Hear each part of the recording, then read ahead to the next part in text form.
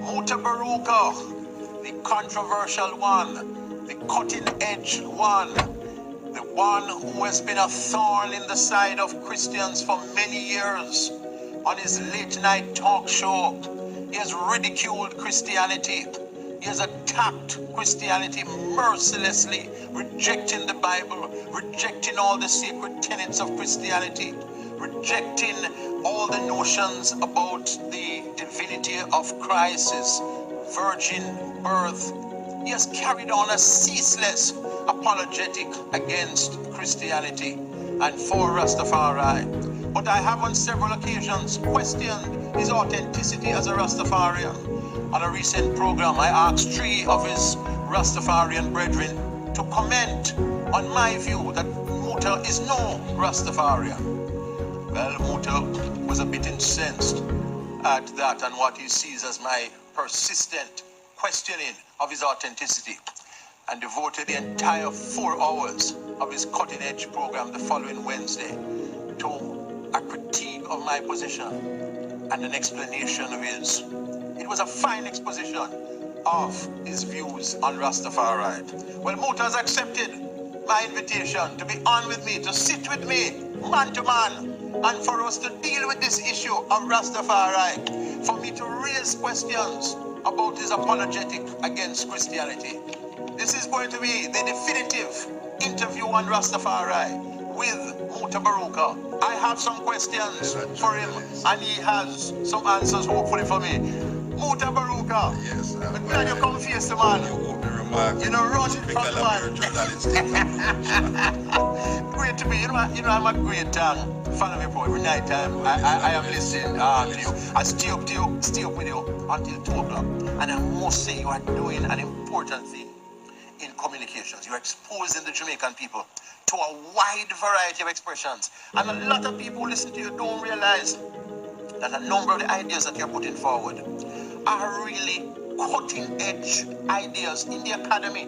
A lot of your arguments about the Bible, your questioning of Christianity, your questioning of the supernatural, reflects, many people might not know this, reflects the best thinking, the most sophisticated thinking among academicians and among the professors in the religious studies department. And you've played a number of documentaries on the program exposing people to a wide variety of views and so on, and really important. So you're really doing important work, and what you're showing, and your appreciative listeners call in and mention to you on many occasions, you're showing that the Jamaican people, there are lots of people who are interested in serious discussion. It's not just the rearing and the excitement and entertainment people are interested in. And I'm sorry, interested I know that a lot of discussion. Christians listen to me.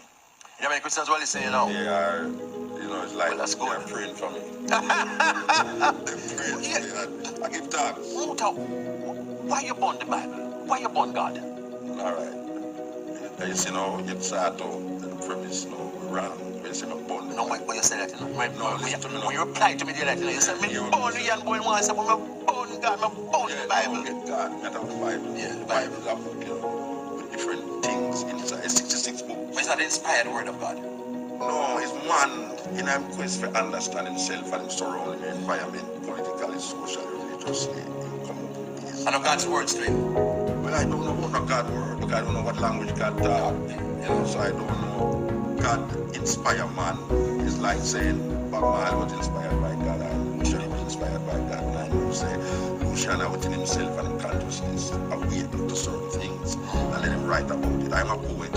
I don't have no inspiration coming from God. I know inspiration come from what I see. That's what you mean. What I understand. So the Bible is just man's attempt it's to man understand himself. Right. Especially in the context of him environment where he is at the time.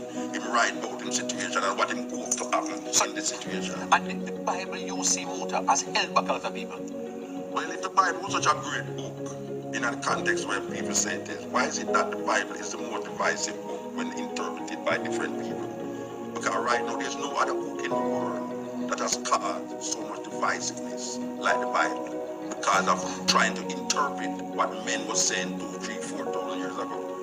And I'm asking, why is it important to interpret a man 4,000 years ago and put it in your context now, like say it's just you have to just take like you take in Israel, put it now and without even understanding the context in which the thing was written. Why was the man writing? But in other ways, how the Bible hold us back in some practical ways? Yeah, man, tell well, us. it's a serious thing now because when I was going to school, we never knew say Egypt was in Africa. That's the first thing. We say So, heaven. yeah, so we never get to understand it. So most of the things historically, the places geographically, what's happening in the Bible was in Africa. So that again now wipe out our idea that we have a history. Because our history is supposed to start as slavery. We never have a history in the Bible. Now we come realize that but wait, Egypt, Ethiopia and them places, the biblical places. So come on man, I tell you now, so boy right now, Charlton is Moses and Yulbrina is Pharaoh and all these things. So we have to really wipe out that our consciousness. It coming now, we're not coming to the New Testament, what they call the New Testament. They give you a man named Jesus Christ who never, you know what I'm talking about sex? Sex is supposed to be the thing that every person on earth to reproduce. Jesus Christ never have the taint of this so-called sin. No, if Jesus Christ is the epitome and the person that I am supposed to become, and him never have sex, and him never have to connect the genes connection to the so-called Adam and Eve. His mother was a virgin. Yeah, and him not connected to Adam and Eve, who them claim on the first sin. If Adam and Eve, I am genetically linked to Adam and Eve. Therefore, I am coming with a baggage. Jesus Christ don't have that baggage there. So when I'm looking at him and say, why can't I must live like Jesus Christ. It really put a task to me, which is really, it's like a rabbit around on a carrot and you push a carrot in front of him, elusive. And that is really an illusion in itself. And I think that is the biggest problem right now. That people is looking at a so-called individual that might never have existed. Jesus might never have existed. Well, we don't know. We don't know if Jesus existed because there was no man in a history named Jesus. Well, yeah, sure. Yeah. But there's no certainty that he existed. Alright, there's no not only certainty, but the man Yahshua is different from the man Jesus in the Bible. You know, we're not talking about the name now, you know.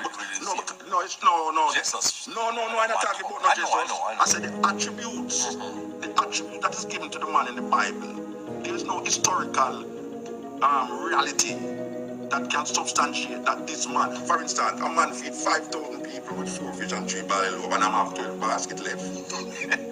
I must believe that historically. Yeah. No man, that is two people who want to believe. And I heard you mention a man, I talked to 1 million people in Egypt. And I tell him one night, say, must come. And him have the microphone, and 1 million people hear him at the same time and move at the same time. And I must believe that. No, I am seeing that this is a impediment against impediment against man realizing himself, developing him true potential as a divine being in earth. Because man is really a divine being in earth. There is no entity outside of himself that is signaling him to this energy. So we are the greatest that exists, and nothing beyond us. It's not that nothing is beyond us. Sorry. There's no being beyond us. No. No supernatural being. No, there's no supernatural being. The only supernatural being is what man created in consciousness. Mind. Yes. So God is a figment of our God. We make God in our image. God was created by man, and then man created by God, and God was to be created and create man. This is an African retention that if there was no man, there would be any concept of God. So the idea of a first cause is ridiculous because if I say cause, there must have been a cause for the cause. And I am saying that there is no beginning and there is no end. Life and death. Life, death. Death is not the end of life. Because life cannot die, but entities die. Yes. So you accept macroevolution. You think that we evolved as human beings. We didn't have a divine, any supernatural origin then. No, I don't think we have no supernatural origin. I don't think we have supernatural. Mutabaruka talking to us about his concept of Rastafari. I have accused him of not being a Rastafarian. I will put certain questions to him. Let us see how he answers. One of the leading and one of the most well-known exponents of Rastafari, dub poet and Rastafarian philosopher Mutabaruka. So we're talking about the Bible and the adequacies of the Bible. How? Yeah, all right. I was talking about the idea of Jesus Christ. Yes. Who was not born in sin and was not shaping in sin. Yes. But I am supposed to now live like this man. Yeah. If this man did not have the taint of sexual connection, that means he was a different man. And if him have these attributes, how can I have the same attributes when he was not coming? It is more. But he was in the flesh, and Christians say was no, it's not a part of. And he was tempted. But at all points. It's not sex with him. Yeah. And this is the sex. But sex. Why would that make such a decisive difference? Tell me, if you're a Christian. The fact that he never. No, but you was as a Christian. Born as a result of sexual activity. You as a Christian, you must tell me. I don't because see what that. I don't see it neither. What difference that would make? No, it's the Christian. Of his being like us. It's the Christian must tell I don't believe in Jesus Christ. The Christian must tell I what makes the difference when him don't born of sex. Not make the difference when him if him born. No, that is to say in the Christian understanding that is coming to the earth was of divine origin. In other words, he was not a man. He came through a woman, yes. But he pre-existed. He existed before. He was in heaven with the Father. He come through a woman. Yes. And I am saying for a man to come through a woman, she did have a connection with a man. But Jesus Christ's mother did not have a connection with a man. Yeah, so that makes him different from me and you. Yeah, man. He's so if he's different from me and you, in genetic connection with Adam and Eve, it's not same like me. Because I am already, my DNA already is embedded in the sin of Adam and Eve. Yeah, and the Orthodox Christian teaching is that he could not sin. Yeah, well, Jesus Christ, well, him can't sin because he don't have a genetic connection with Adam and I see your point. Well, if he don't have a connection with Adam and Eve, I cannot use him as an example. That's a good point. It's just simple that. I have to use a man who did born same like me and do the same thing and rise up out of that thing that I can say. But look what a man was a thief and look when he become that. Look what a man was a that and he become that. That's not a foolish argument. That is what I thought about. And there are some Christians, they are in the minority, who believe that Jesus could have sinned and that he inherited a flesh that was fallen. So there are those few people, but I agree that the vast majority of Christians don't believe that. That is what most Jamaican people tell you. That Jesus Christ never born of sin and never shaping or iniquity. Yeah. But in what other ways, Muta, have you seen the Bible? Or you see the Bible wreck people's life, much of people's life? Oh, the Bible. Yeah, in what other ways? Is that the Bible wreck people's life? It's the interpretation of it. You see, I can tell you something. Take the Bible in a way. Because it's a religion supposed to help people. Yeah. But when we look on now, this book, you see this book? Man has been able to draw different things from this single book. Yes. And become a different thing from man. So most of the wars that have been fought in the world today, Western world, it has been fought with men who believe in this book. The greatest atrocity that has ever been done to man is slavery. And this was brought on by men who believe in this book. The war that is going on right now in Iraq and these places is created by men who believe in this book. No, it's an argument for tell us why right now it's really not the book and all these things. But let us suppose that the book was not there. Because you remember John Lennon have a thing about imagine there was no heaven and imagine there was no hell. You can imagine if there was no Bible. It's true. Because the Jews and the Arabs are fighting over Jerusalem. Yes, because of something that was said in the Bible. Yeah. It's in the Bible. Them get this argument from that Abraham, Isaac, and Jacob and all these things. So they might fight because of some connection with the so-called God that them create in a political situation. Yes. So it's that we really fight against. So the world will be a better place without the Bible. I am feeling that. I am feeling that the world will be a better place without religion too. Without religion? Yes. Because the search for self does not lie in a supernatural connection with any being that is outside of yourself. Let me ask you pointedly, Muta. Do you see Haile Selassie as God? And how can you be a Rasta man and you accept Selassie as God? You see, God is a derogative term in a fair and I language, all right? You know? So you have most of I and I don't use the term God. Because when I say God, if I tell you Selassie is God, you know the first ask me, say, is Selassie create the earth? Yeah, I know. Is Selassie create the earth? So in order not to get into that concept, I am saying no, I don't use the word God. It's Haile Selassie supernatural. All right, that's because the concept of God that is given to us cannot fit Haile Selassie in my interpretation. Let me ask you. So we don't know. You see, supernatural, God is a supernatural being. Haile Selassie to I is not a supernatural being. Haile Selassie is he alive now? Is he alive now? I don't know. I don't know. It's not important to me if he's alive or I'm dead. It's not important to me. If Christianity don't tell me. All right. Wait there. Haile Selassie is I in response to slavery and colonialism come up with this idea. When I say I know, we're talking about like Leonard Howell and the man them who come before I. The idea of Haile Selassie as a redeemer was not necessarily in the context of Jesus Christ coming back. It is the people who was Christian minded come into this idea and started to justify their understanding of Haile Selassie so after that time, Jesus Christ who was given to them. So they were not the original Rasta. You're saying the Rastas original Leonard Howell man. Rasta man. The Leonard Howell. Leonard Howell. Rasta. Yeah. Let me talk about Leonard Howell himself. Leonard Howell was responding to colonialism and slavery. Yes. When Marcus Garvey said, if the white man see God through him, Isaac, Jacob, and Jacob, make him do it. If the Jews want to see God through that, make him do it. But we must see God through what we expected to through Ethiopia. Yes. All right. So the question is asked, where's the black man king? Where's the black man God? That's right.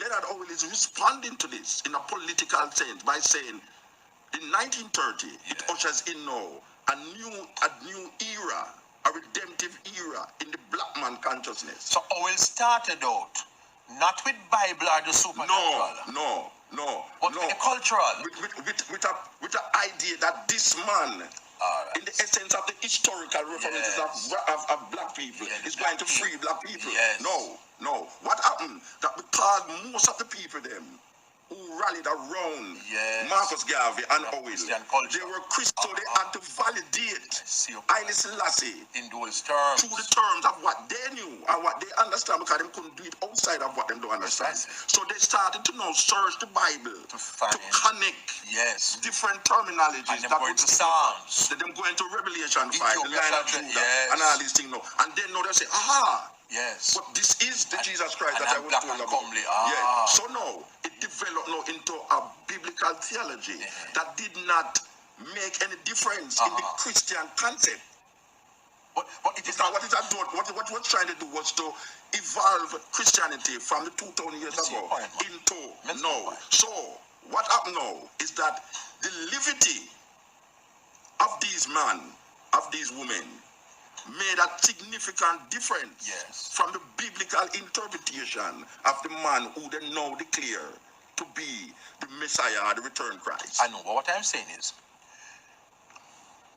Rastafari therefore evolved. Yes. And it evolved into a religion or into a philosophy or whatever that used biblical concepts. Yes. But you are now, in other words, what you are saying, you gone back to the original now. No, I am saying that was one of the main problems of Rastafari when they started to use the Bible to validate Haile Selassie. Because Haile Selassie, the concept of Haile Selassie is in the manifestation of the liberty of Rastafari and not in the learned understanding of Rastafari in the Bible. We're talking in a way that people can understand. All right. Average Rasta man. No, the average Rasta man, where you check. Yes. Recently, I interviewed some Rasta men. Yes. All of them said, Selassie alive today. Yes. And then Magwan and King Tut. It's not impossible. It's not impossible. No, but the idea of Rastafari does not. No, I know, man. But you do not believe that when a person dies, the soul can continue beyond the body. All right. What I am saying to you, all right, listen to me now. And therefore, all right, listen to me carefully. Because as far as we know, listen to me. Because we now go through this again, Life cannot die. All right. Life does not belong to individuals, but individuals possess a life energy that makes them different makes them individuals. Understand. It is like a building in an open land. You put a building in an open land. The space outside of the building and the space inside of the walls of the building is the same space. But what differentiates the space is that wall. If you move the wall, the space don't go with the building. The space still exists. So I am saying to you that when you talk about debt, debt means that the building crumbles. But there's nothing that is following the building.